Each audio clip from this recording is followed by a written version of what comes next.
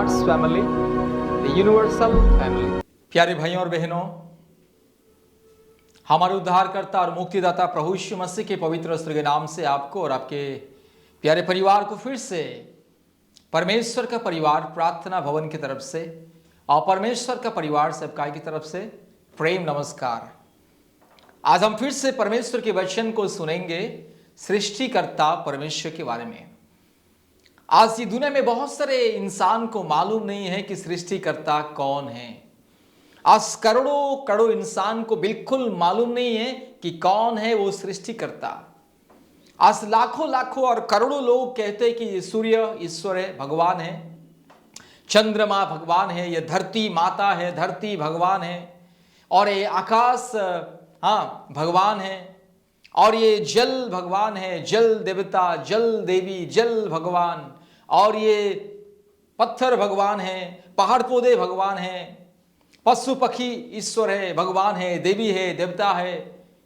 इस तरह से आज लोग अंधकार में, अंधविश्वास में है। इसलिए आज हम सृष्टि के बारे में परमेश्वर का वचन से हम सुनेंगे और सृष्टिकर्ता के बारे में सुनेंगे। मेरे प्यारे भाइयों और बहनों, सृष्टिकर्ता और सृष्टि, ये दोनों के बारे में आज हम सुनेंगे परमेश्वर के वचन से, पवित्र बाइबल धर्मशास्त्र से। अगर हम पवित्र बाइबल धर्मशास्त्र की पहला पुस्तक उत्पत्ति, उसका पहला अध्याय में जाएंगे तो सृष्टि का वर्णन साफ साफ लिखा गया है। इसमें लिखा है, उत्पत्ति पहला अध्याय का पहला आयत में लिखा है, आदि में परमेश्वर ने आकाश और पृथ्वी की सृष्टि की है।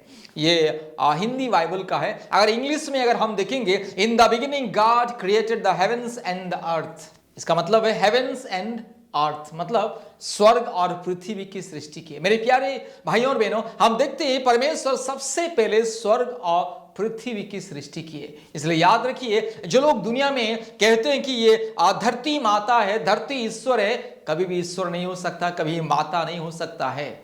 परमेश्वर ने धरती को बनाया है, अर्थात परमेश्वर ने यह पृथ्वी को और स्वर्ग को बनाया है। इसलिए जो परमेश्वर बनाया है और जो चीज परमेश्वर सृष्टि किया है, वो कभी ईश्वर या भगवान या देवी या देवता प्रभु नहीं हो सकता है।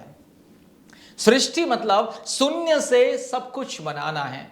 कुछ भी नहीं था दुनिया में, तो परमेश्वर ने क्या किया, सबसे पहले स्वर्ग और पृथ्वी की सृष्टि की। स्वर्ग और पृथ्वी की सृष्टि से पहले दुनिया में कुछ भी नहीं था। सारी सृष्टि में कुछ भी नहीं था, शून्य ही शून्य था। इसलिए मेरी प्यारे भाइयों और बहनों, परमेश्वर का वचन स्पष्ट रूप में कहता है, उत्पत्ति पहला अध्याय का पहला आयत में, आदि में परमेश्वर ने स्वर्ग और पृथ्वी की सृष्टि की। और दो आयत में लिखा है, पृथ्वी बेडौल और सुनसान पड़ी थी और गहरे जल के ऊपर अंधियारा था, तथा परमेश्वर का आत्मा जल के ऊपर मंडराता था। मेरे प्यारे भाइयों और बहनों, जब परमेश्वर ने पृथ्वी को सृष्टि की तो पृथ्वी के चारों तरफ जल ही जल और अंधकार ही अंधकार, और अंधकार में इस गहरी जल के अंदर परमेश्वर का जो आत्मा वो जल के ऊपर मंडराता था।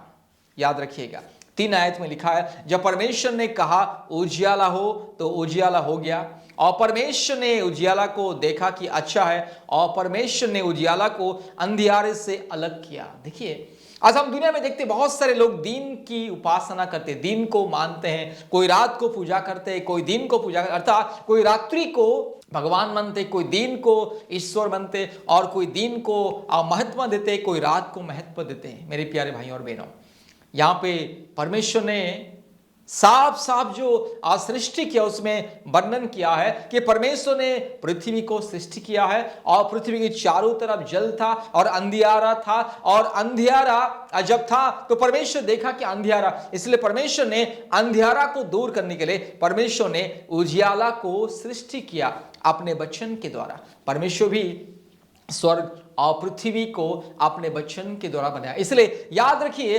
धरती कभी ईश्वर नहीं हो सकता है, जल कभी ईश्वर नहीं हो सकता है, या ज्योति या कोई भी प्रकाश कभी ईश्वर नहीं हो सकता है। 5 में लिखा है, और परमेश्वर ने उजियाला को दिन और अंधियारे को रात कहा, तथा सांझ हुई फिर भोर हुआ, इस प्रकार पहला दिन हुआ।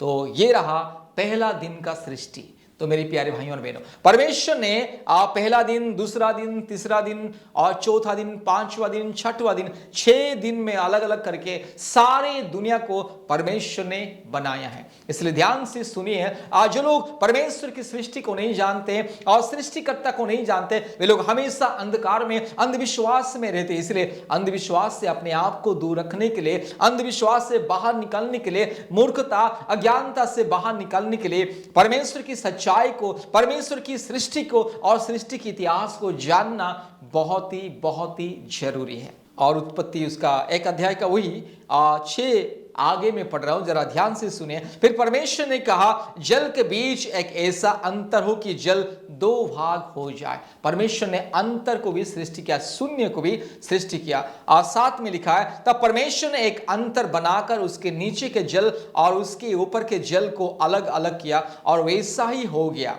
8 में लिखा है, और परमेश्वर ने उस अंतर को आकाश कहा तथा सांझ हुई, फिर भोर हुआ। इस प्रकार दूसरा दिन हुआ।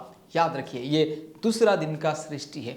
आकाश, शून्य को निर्माण किया, आकाश को परमेश्वर ने सृष्टि किया। इसलिए बहुत सारे लोग दुनिया में कहते आकाश गंगा। भैया, आकाश के साथ गंगा के साथ क्या रिश्ता है? कोई रिश्ता नहीं है। आकाश है, आकाश ईश्वर नहीं हो सकता। बहुत सारे लोग ये दुनिया को, आकाश को देख करके दुनिया में आकाश को ईश्वर मानते हैं, भगवान मानते हैं, ईश्वर मानते हैं, देवी देवता मानते हैं।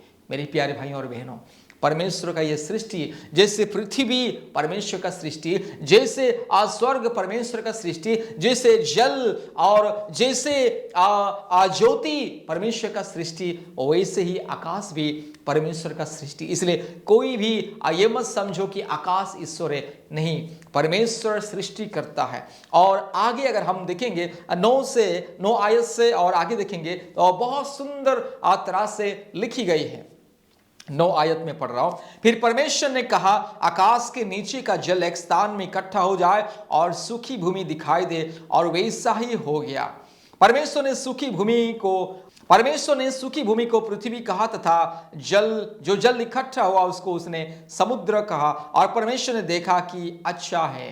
देखिए मेरे प्यारे भाइयों और बहनों, उसके बाद परमेश्वर ने क्या किया कि आकाश के नीचे में जो जल इकट्ठा है और पृथ्वी में जितने सारे जल बस पृथ्वी को पूरा कवर किया था। इसलिए परमेश्वर ने कहा कि पृथ्वी की जो जल है ना, एक जगह में इकट्ठा हो जाए और स्थल प्रकाश हो जाए।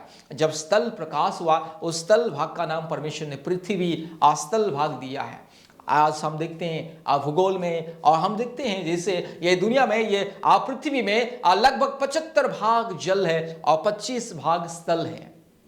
इसी कारण से, क्योंकि पृथ्वी के चारों तरफ, भूमि के चारों तरफ केवल जल ही जल था, सूखी भूमि नहीं थी। जब परमेश्वर ने आदेश को दिया तो जल प्रकट हुआ, अर्थात जल एक जगह में चला गया और सूखी भूमि दिखाई दिया। आज उसी सूखी भूमि में हम सब लोग घर बनाते हैं और बस अपने स्कूल, कॉलेज सब कुछ बनाते हैं, और इंसान जाना आना करता है और जीव जंतु आना जाना करता है। इसलिए मेरे प्यारे भाइयों और बहनों, याद रखिएगा, यह धरती कभी ईश्वर नहीं हो सकता है, और ये पृथ्वी कभी ईश्वर नहीं हो सकता है, या ये आकाश कभी ईश्वर नहीं हो सकता, ये समुद्र कभी ईश्वर नहीं हो सकता, ये जल कभी ईश्वर नहीं हो सकता, ये कोई भी देवी देवता नहीं हो सकता है। परमेश्वर का यह सृष्टि, इसलिए परमेश्वर का सच्चाई को समझने के लिए, सृष्टि की सच्चाई को समझने के लिए, ये इतिहास को, सृष्टि के इतिहास को, बाइबल का इतिहास को जानना बहुत ही जरूरी है। 11वां पद में लिखा है, फिर परमेश्वर ने कहा, पृथ्वी से हरी घास तथा बीज वाले छोटे छोटे पेड़ और फलदायी वृक्ष भी, जिनके बीज उन्हीं में है, एक एक की जाति के अनुसार पृथ्वी पर उगे। देखिए, परमेश्वर ने पृथ्वी में बहुत सारे बीज वाले छोटे छोटे फलदायी वृक्ष लता सृष्टि किया। अनगिनत करोड़ों वृक्ष लता को, पेड़ पौधे को परमेश्वर ने सृष्टि किया। आज हम देखते हैं दुनिया में जो पढ़े लिखे ज्ञानी लोग हैं, जो पढ़े लिखे मूर्ख अज्ञानी लोग हैं, पढ़े लिखे पखंडी अधर्मी लोग हैं, पढ़े लिखे जो ना समझ लोग, जो लोग पढ़ लिख करके भी आज पहाड़ पौधे को पूजा करते, पेड़ को पूजा करते, आज अलग अलग वृक्ष को पूजा करते, अलग अलग वृक्ष को कहते कि यही वृक्ष ही भगवान, वृक्ष ही देवता, वृक्ष ही ईश्वर करके आप पूजा करते। बहुत सारे लोग जल को पूजा करते, बहुत सारे लोग और अलग अलग जो अलग अलग किस्म का जो फल वृक्ष है उसको पूजा करते कि यही ईश्वर है, भगवान है करके। मेरे प्यारे भाइयों और बहनों, ये सृष्टि कभी ईश्वर नहीं हो सकता है। ये पहाड़ पौधे या वृक्ष लता या अलग अलग फल कभी ईश्वर नहीं हो सकता। याद रखिए, ये परमेश्वर का सृष्टि है। और 12वां पद में यहां पे लिखा, इस प्रकार पृथ्वी से हरी घास और छोटे छोटे पेड़ जिनमें अपनी अपनी जाति के अनुसार बीज होता है और फलदायी वृक्ष जिनके बीज एक एक की जाति के अनुसार उन्हीं में होते हैं उगे। और परमेश्वर ने देखा कि अच्छा है, तथा सांझ हुई, फिर भोर हुआ। इस प्रकार तीसरा दिन हो गया। मेरे प्यारे भाइयों और बहनों, यह है तीसरे दिन का सृष्टि। तीसरे दिन में परमेश्वर ने हर प्रकार की करोड़ों करोड़ों किस्म की वृक्षलता को परमेश्वर ने सृष्टि किया। आज हम दुनिया में जितने भी वृक्षलता पेड़ पौधे हम देखते हैं वे सब परमेश्वर की सृष्टि। इसलिए याद रखिए, पेड़ पौधे को पूजा करना परमेश्वर के खिलाफ है, जीव जंतु को पूजा करना परमेश्वर के खिलाफ है, जल को, समंदर को और आकाश को या धरती को या मिट्टी को या पत्थर को पूजा करना यह परमेश्वर के खिलाफ है, परमेश्वर के विरोध जघन्य अपराध है। एकमात्र सृष्टिकर्ता की उपासना करना बहुत ही जरूरी है। एकमात्र सारी सृष्टि का जो मालिक है, जो सारे सृष्टि को बनाया है, उस परमेश्वर की उपासना करना बहुत ही जरूरी है। मेरे प्यारे भाइयों और बहनों, परमेश्वर का वचन बाइबल कहता है कि सृष्टि की उपासना करना सबसे बड़ी गलती, अब सबसे बड़ी अपराध है, जघन्य अपराध परमेश्वर की नजर में व्यभिचार है। सृष्टिकर्ता एक है और वो सृष्टिकर्ता एकमात्र परमेश्वर ने स्वर्ग को और पृथ्वी को और पृथ्वी में रहने वाले हर एक चीज को बनाया है। इसलिए याद रखिएगा, परमेश्वर का यह सृष्टि को जानिए और परमेश्वर की सच्चाई को आप जानिएगा, परमेश्वर के बारे में जानिएगा कि सृष्टिकर्ता कौन है और सृष्टि कौन है। मेरे प्यारे भाइयों और बहनों, और भी आगे हम देखेंगे उसी उत्पत्ति 14 अध्याय का एक अध्याय का 14 आयत से और आगे मैं पढ़ रहा हूं। फिर परमेश्वर ने कहा, दिन को रात से अलग करने के लिए आकाश और वे चिन्हों और नियत समयों और दिनों और वर्षों के कारण हो। उसके बाद परमेश्वर ने चौथे दिन में ये आसमान में, अर्थात ये जो आसमान में हर प्रकार की ज्योतियां को, तारेगण को, सूर्य चंद्र नक्षत्र को और करोड़ों करोड़ों ग्रह नक्षत्र को परमेश्वर ने सृष्टि किया।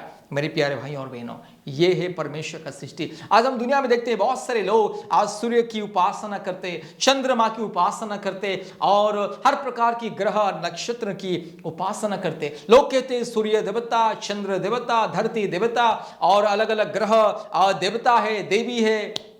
ये सारे अधर्म और अंधविश्वास, पखंडवाद, मूर्खता है। मेरे प्यारे भाइयों और बहनों, जिस चीज को अर्थात जिस वस्तु को परमेश्वर ने सृष्टि किया है, सृष्टिकर्ता परमेश्वर ने, खुदा ने बनाया है, वो कभी ईश्वर नहीं हो सकते। इसलिए याद रखिए, परमेश्वर की सृष्टि के बारे में जानिए, परमेश्वर की सच्चाई के बारे में जानिए। आज अगर मेरे प्यारे भाइयों और बहनों, आप भी अगर आज अभी तक अगर इस तरह से गलतफहमी, अंधविश्वास में, अज्ञानता में आप भी अगर है, तो इस अंधकार, अंधविश्वास, गलतफहमी से आपको बाहर निकालना बहुत ही जरूरी है, क्योंकि सृष्टि कभी भी सृष्टिकर्ता नहीं हो सकता है। आज हम देखते हैं कितने आज सुंदर से परमेश्वर ने पहला दिन, दूसरा दिन, तीसरा दिन, चौथा दिन अलग अलग चीज को सृष्टि किया। और हम अभी हम देख रहे थे 14 आयत में कि परमेश्वर ने चौथा दिन में सारे के सारे अनगिनत ग्रह और नक्षत्रों को सृष्टि किया है। 15वां आयत में लिखा है, और वे ज्योतियां आकाश के अंतर में पृथ्वी पर प्रकाश देने वाली भी ठहरे, और वैसा ही हो गया। तब परमेश्वर ने दी बड़ी ज्योतियां, 2 बड़ी ज्योतियां बनाई, उनमें से बड़ी ज्योति को दिन में प्रभुता करने के लिए और छोटी ज्योति को रात पर प्रभुता करने के लिए बनाया। और तारागण को भी परमेश्वर ने बनाया है। परमेश्वर ने उनको आकाश के अंतर में इसलिए रखा कि वे पृथ्वी पर प्रकाश दे तथा दिन और रात पर प्रभुता करे और उजाले को अंधियारे से अलग करे। और परमेश्वर ने देखा कि अच्छा है, तथा सांझ हुई, फिर भोर हुआ। इस प्रकार चौथा दिन हो गया। मेरे प्यारे भाइयों और बहनों, देखा आज हम कितने अद्भुत परमेश्वर के इतिहास को हम आज परमेश्वर ने हमें सुनने के लिए मौका दिया है। मेरे प्यारे भाइयों और बहनों, यह है परमेश्वर का सृष्टि। परमेश्वर ने सूर्य, चंद्र, नक्षत्र, तारागण, अनगिनत जो तारागण, सूर्य, चंद्र को इस आस पृथ्वी में प्रकाश देने के लिए और ये दुनिया को सुंदरता से सजाने के लिए परमेश्वर ने सृष्टि किया। इसलिए याद रखिए, कोई भी ग्रह या नक्षत्र, कोई भी उपग्रह हो या ग्रह हो या नक्षत्र हो, तारागण हो, कोई भी ईश्वर कभी नहीं हो सकता। कोई भी तारागण, कोई भी ग्रह, उपग्रह या नक्षत्र कभी भी देवी या देवता, भगवान नहीं हो सकता है। ये तो परमेश्वर का सृष्टि है। जैसे पृथ्वी एक ग्रह है, चंद्रमा एक उपग्रह है, सूर्य एक ग्रह, उसी तरह आज जितने भी करोड़ों करोड़ों ग्रह नक्षत्र है, वो सब परमेश्वर का सृष्टि। और परमेश्वर का सृष्टि कभी भी परमेश्वर सृष्टिकर्ता, ईश्वर या खुदा नहीं हो सकता है। और 20 में आगे हम पढ़ेंगे, फिर परमेश्वर ने कहा, जल जीवित प्राणियों से बहुत ही भर जाए, पृथ्वी पक्षी पृथ्वी के ऊपर आकाश के अंतर में उड़े। परमेश्वर ने जल को अलग किया है, तो जल में जीवित प्राणियों को परमेश्वर ने बनाया। हर प्रकार की जीवित प्राणियों को, जो समंदर में, नदिया में, झरना में, जो अलग अलग छोटे से लेकर के बड़े बड़े जो जल प्राणियां हैं, उसको परमेश्वर ने सृष्टि किया है। इसलिए परमेश्वर ने जाति जाति के बड़े बड़े जल जंतुओं की और उन सब जीवित प्राणियों की भी सृष्टि की, जो चलते फिरते हैं, जिनसे जल बहुत ही भर गया, और एक एक जाति के उड़ने वाले पक्षियों को भी सृष्टि की। और परमेश्वर ने देखा कि अच्छा है। और परमेश्वर ने यह कह के उनको आशीष दी, फूलो फलो और समुद्र के जल में भर जाओ, और पृथ्वी पक्षी पृथ्वी पर बढ़े, तथा सांझ हुई, फिर भोर हुआ। इस प्रकार पांचवा दिन हो गया। मेरे प्यारे भाइयों और बहनों, यहां पे हम देखते हैं परमेश्वर ने पांचवा दिन में जल के अंदर निवास करने वाला हर प्रकार की करोड़ों करोड़ों पक्षियों को परमेश्वर ने सृष्टि किया। करोड़ों करोड़ों जीव जंतुओं को, अर्थात जल में निवास करने जीव जंतुओं को, और आकाश में उड़ने वाले करोड़ों करोड़ों किस्म का पक्षियों को परमेश्वर ने सृष्टि किया है। यह है परमेश्वर का सृष्टि। इसीलिए कोई भी पक्षी ईश्वर नहीं है, कोई भी जल जंतु कभी ईश्वर भगवान नहीं हो सकता। कभी कछुआ भगवान नहीं हो सकता है, कभी मगरमच्छ भगवान नहीं हो सकता, कोई मछली कभी ईश्वर या भगवान नहीं हो सकता। ये सब मनुष्यों की कल्पना है। कल्पना के द्वारा इंसान उसे भगवान या देवी देवता करके कहता है। ये दुनिया में जितने भी जीव जंतु है, पशु पक्षी है, इंसान अपने मूर्खता के द्वारा, अपने अज्ञानता के द्वारा, अपने पखंडी बुद्धि, अधर्मी बुद्धि के द्वारा, अपने अल्प बुद्धि के द्वारा इंसान क्या करता है, हर प्रकार के जीव जंतु को देवी देवता ईश्वर करके उसको पूजा करता है। हर प्रकार की पक्षियों को, जल प्राणियों को, स्थल में गमन और चलने फिरने वाले पक्षी हो या जीव जंतु को इंसान क्या करता है, भगवान ईश्वर करके पूजा करते हैं। ये सब अंधविश्वास, काल्पनिक बातें, मूर्खता, ज्ञानता। मेरे प्यारे भाइयों और बहनों, परमेश्वर का सृष्टि, परमेश्वर ने आज जो जो चीज को बनाया है, वो कभी ईश्वर, कभी भी भगवान नहीं हो सकता है। परमेश्वर एक है, सृष्टिकर्ता एक है, सारी सृष्टि को बनाने वाला एक ही परमेश्वर है, और उसको छोड़ के कोई पशु पक्षी जीव जंतु कभी ईश्वर नहीं हो सकता। आज इंसान अपने अज्ञानता के द्वारा, अपने पाप के द्वारा, अपने भ्रष्ट बुद्धि, अपने मंद बुद्धि के द्वारा आज दुनिया में रेंगने वाले हर प्रकार के जीव जंतु को ईश्वर, भगवान, देवी देवता करके मानता है। आज दुनिया में रेंगने वाले और दुनिया में चलने वाले और जल के अंदर रहने वाले, आकाश में उड़ने वाले और मिट्टी के अंदर रहने वाले जीव जंतु को, अलग अलग कीड़े मकोड़े को इंसान आज भगवान ईश्वर करके पूजा करता है। ये सबसे बड़ी अधर्म, सबसे बड़ी मूर्खता, सबसे बड़ा ये पाप है। इसलिए मेरे प्यारे भाइयों और बहनों, परमेश्वर एक है, और एकमात्र परमेश्वर जिसने सारे सृष्टि को बनाया है, और ये सारे सृष्टि में जितने भी जीवित प्राणियां हैं, जीव जंतु हैं, सबका मालिक परमेश्वर है। इसलिए परमेश्वर रहते हुए परमेश्वर का जगह कोई जीव जंतु ले नहीं सकता। इसलिए याद रखिएगा मेरे प्यारे भाइयों और बहनों, आज तक जो लोग जीव जंतु को पूजा कर रहे और सांप, बिच्छू को, चूहा को, मेंढक को, गाय को और बंदर को, अलग अलग जीव जंतु को ईश्वर भगवान करके पूजा कर रहे, कृपया इस सच्चाई को जाने और अंधविश्वास से बाहर निकले और परमेश्वर की आशीष को ग्रहण करें। क्योंकि अंधविश्वास को पालन करना, अज्ञानता के मार्ग में जाना और हर प्रकार की काल्पनिक बातों को पालन करना, वो सब परमेश्वर की नजर में श्राप की बात है। अंधविश्वास को पालन करने से, काल्पनिक रीति रिवाज को पालन करने से जीव जंतु को सांप, बिच्छू, चूहा, मेंढक और गाय, बैल, गधा, बंदर इत्यादि इत्यादि, कछुआ और मछली और अलग अलग जीव जंतु, पशु पक्षी को ईश्वर भगवान देवी देवता करके पूजा करने से केवल परमेश्वर का श्राप इंसान के जीवन में, उस व्यक्ति के जीवन में, उस परिवार के जीवन में, उस समाज में केवल परमेश्वर का श्राप और दंड आता है। इसलिए याद रखिएगा, एकमात्र सृष्टिकर्ता, एकमात्र परमपिता परमेश्वर, एकमात्र सृष्टिकर्ता, एकमात्र उद्धारकर्ता परमेश्वर की उपासना कीजिए, आराधना कीजिएगा। ध्यान से सुनिए फिर से 24 से मैं और आगे पढ़ रहा हूं। फिर परमेश्वर ने कहा, पृथ्वी से एक एक जाति के जीवित प्राणी अर्थात घरेलू पशु और रेंगने वाले जंतु और पृथ्वी के वन पशु जाति जाति के अनुसार उत्पन्न हो, और वैसा ही हो गया। इस प्रकार परमेश्वर ने पृथ्वी के जाति जाति के वन पशुओं को और जाति जाति के घरेलू पशुओं को और जाति जाति के भूमि पर सब रेंगने वाले जंतुओं को बनाया, और परमेश्वर ने देखा कि अच्छा है।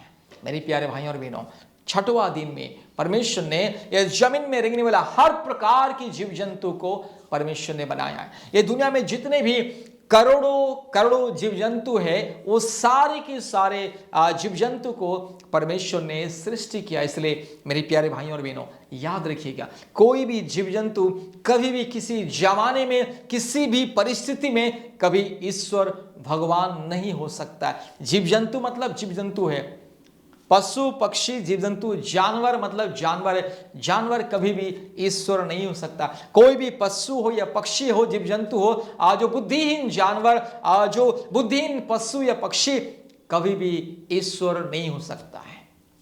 जानवर कभी इंसान नहीं बन सकता है, तो ईश्वर कैसे हो सकता है? इसलिए याद रखिएगा, ये सारे जितने जीव जंतु दुनिया में हैं, आज दुनिया के लोग जो जो जीव जंतु को भी ईश्वर भगवान करके पूजा करते हैं, माता करके पूजा करते हैं, वो सब माता नहीं है या पिता भी नहीं है, वो सब कभी ईश्वर नहीं हो सकता। इसलिए मेरे प्यारे भाइयों और बहनों, याद रखिएगा, परमेश्वर सारे सृष्टि का मालिक है, सारे जीव जंतु का सृष्टि करता, सारे प्राणियों का सृष्टि करता, ये सारे सृष्टि का एकमात्र मालिक हो, बनाने वाला, रचने वाला केवल परमेश्वर। इसलिए मेरे प्यारे भाइयों और बहनों, एकमात्र परमेश्वर की उपासना करना है, एकमात्र परमेश्वर की सच्चाई को जानना है, परमेश्वर की आराधना करना है, परमेश्वर की उपासना करना है, परमेश्वर की स्तुति, महिमा, बड़ाई करना है और परमेश्वर की जय जयकार करना है। याद रखिएगा, आज के दिन से अंधविश्वास से बाहर निकले। आज भी जो लोग इस सुसमाचार को सुन रहे हैं, और मैं उन्हें कहना चाहता हूं कि मेरे प्यारे भाइयों और बहनों, आप भी अगर इस तरह से अंधकार में अभी भी है तो अंधकार से बाहर निकालिए। ये सच्चाई परमेश्वर का सच्चाई है, किसी इंसान के द्वारा, कल्पना के द्वारा लिखी गई बात नहीं है, सच्चाई है, परमेश्वर का सच्चाई है। ये दुनिया का इतिहास है, इसलिए इस इतिहास को, परमेश्वर का सच्चाई को, परमेश्वर की वास्तविक बातें को, वास्तविक सृष्टि को विश्वास करना बहुत ही जरूरी है। और 26 से आगे हम देखते हैं, परमेश्वर ने उसी 6 दिन में परमेश्वर ने मनुष्यों को भी सृष्टि किया है। फिर परमेश्वर ने कहा, अब मनुष्य को अपने स्वरूप के अनुसार अपनी समानता में बनाएं, और वे समुद्र की मछलियों और आकाश के पक्षियों और घरेलू पशुओं को और सारी पृथ्वी पर और सब रेंगने वाले जंतुओं पर जो पृथ्वी पर रेंगते हैं अधिकार रखे। देखिए, परमेश्वर ने इंसान को अपने समानता में, अपने स्वरूप के अनुसार सृष्टि किया। और परमेश्वर ने सारे सृष्टि में जितने भी प्राणी हैं, जीव जंतु हैं, करोड़ों करोड़ों जीव जंतु हैं, चाहे वो आकाश में उड़ने वाले पक्षियों क्यों ना हो, चाहे जमीन में रेंगने वाले जीव जंतु क्यों ना हो, चाहे जल के अंदर निवास करने वाले जल प्राणी क्यों ना हो, सारे के सारे जीव जंतु, प्राणी और पशु पक्षियों को परमेश्वर ने इंसान के अधीन में रखा है। परमेश्वर ने इंसान को सर्वश्रेष्ठ प्राणी करके बनाया है और इन सारे जीव जंतुओं के ऊपर अधिकार रखने के लिए, उन पर प्रभुता करने के लिए परमेश्वर ने इंसान को सर्वश्रेष्ठ प्राणी करके बनाया। इसलिए मेरी प्यारी भाइयों और बहनों, सर्वश्रेष्ठ प्राणी इंसान, कभी भी नीच जंगली जानवर को पूजा नहीं करना है। जानवर इंसान से बड़ा नहीं है। इंसान सारे सृष्टि में जितने भी प्राणी हैं, सारे प्राणियों से इंसान बड़ा है, सर्वश्रेष्ठ है। इसलिए परमेश्वर ने इंसान को ही ज्ञान और विज्ञान को दिया है। किसी जीव जंतु को ज्ञान और विज्ञान नहीं दिया। किसी पशु पक्षी जंगली जानवरों को परमेश्वर ने ज्ञान और विज्ञान नहीं दिया। किसी भी जंगली जानवर ना कंप्यूटर चलाते, ना पढ़ते हैं, लिखते हैं, ना गाना गाते हैं, या इंसान की तरह हर प्रकार की साइंस एंड टेक्नोलॉजी को यूज करते, व्यवहार करते नहीं। क्योंकि जानवर या पशु पक्षी सब इंसान के नीचे, इंसान सर्वश्रेष्ठ है। इसलिए मेरे प्यारे भाइयों और बहनों, ये सर्वश्रेष्ठ इंसान कभी भी जीव जंतु को पूजा करना नहीं है। ये सर्वश्रेष्ठ इंसान, ये सारी सृष्टि में सर्वश्रेष्ठ प्राणी इंसान, बुद्धिमानी और ज्ञानी प्राणी, जिसे परमेश्वर के स्वरूप में आज जिस प्राणी को परमेश्वर ने बनाया, वो इंसान आज अपने अज्ञानता से, मूर्खता से, अपने पखंडवाद, अधर्म के द्वारा, पाप के द्वारा जंगली जानवर को पूजा करता है। जंगली जानवर के नीचे वो अपने आप को दंडवत करता है। मेरे प्यारे भाइयों और बहनों, इसलिए याद रखिएगा, ये सब अंधविश्वास, मूर्खता, पखंडवाद है। जंगली जानवर को पूजा करना, पहाड़ पौधे को पूजा करना, सूर्य चंद्र को पूजा करना, आकाश को पूजा करना, और जल को, समुद्र को, आग को पूजा करना, और मिट्टी को, पत्थर को पूजा करना, हर प्रकार के जीव जंतु को पूजा करना, और जीव जंतु को ईश्वर भगवान मानना, ये सब अज्ञानता, मूर्खता और पाप और श्राप का कारण। इन सारी बातों के द्वारा परमेश्वर का पाप और श्राप इंसान के ऊपर आता है। इसलिए एकमात्र सृष्टिकर्ता परमेश्वर की उपासना कीजिए, क्योंकि परमेश्वर ने सारे सृष्टि में जितने भी जीव जंतु प्राणियां हैं, सबको बनाने के बाद लास्ट में, आखिरी में इंसान को बनाया और इंसान को ज्ञान और बुद्धि दिया, ताकि इंसान इन सारे पृथ्वी में रेंगने वाले सारे जीव जंतु के ऊपर प्रभुता करे, अधिकार रखे, उनको देखभाल करे। इसलिए मेरे प्यारे भाइयों और बहनों, परमेश्वर एकमात्र सृष्टि करता है, एकमात्र मालिक है, सारे सृष्टि का एकमात्र परमेश्वर है। इसलिए ये दुनिया में जितने भी करोड़ों करोड़ों जीव जंतु है, कभी भी ईश्वर या भगवान, देवी देवता नहीं है। ये सब झूठ है, फरेब है, धोखा है, अंधविश्वास है, मूर्खता है, पाखंडवाद है, अज्ञानता है। इसलिए अज्ञानता से, मूर्खता से, पाखंडवाद से बाहर निकले और एकमात्र सृष्टिकर्ता परमेश्वर की उपासना और आराधना करें। धन्यवाद। आइए मैं प्रार्थना कर रहा हूं। सर्वशक्तिमान परमेश्वर, धन्यवाद देते सुंदर समय के लिए प्रभु। ये सुंदर वचन आपने दिया है, इस वचन के अनुसार जितने भी लोग आज सुने हैं इस वचन को, इस वचन के अनुसार सबके जीवन में आपकी स्वर्गीय ज्ञान और बुद्धि दीजिए, ताकि सब लोग एकमात्र सृष्टिकर्ता जी आप प्रभु आपकी उपासना करें, आराधना करें, और हर प्रकार की काल्पनिक प्रथा से, अंधविश्वास से, पखंडवाद, मूर्खता से, अज्ञानता से इंसान अपने आप को सुरक्षा करे और हर प्रकार के अंधकार से बाहर निकले। एकमात्र सच्चा खुदा आपको प्रणाम करे, उपासना करे, सेवा करे और आपके मार्ग में चले। इसलिए प्रभु सभी को आशीष कीजिए। ये वचन को आज जितने लोग सुने हैं, जितने परिवार सुने, सभी परिवारों को आशीष कीजिए। सारे आदर, महिमा, स्तुति, प्रशंसा केवल आपको देते हैं खुदा। यीशु मसीह के नाम से प्रार्थना किया। आमीन, आमीन, आमीन।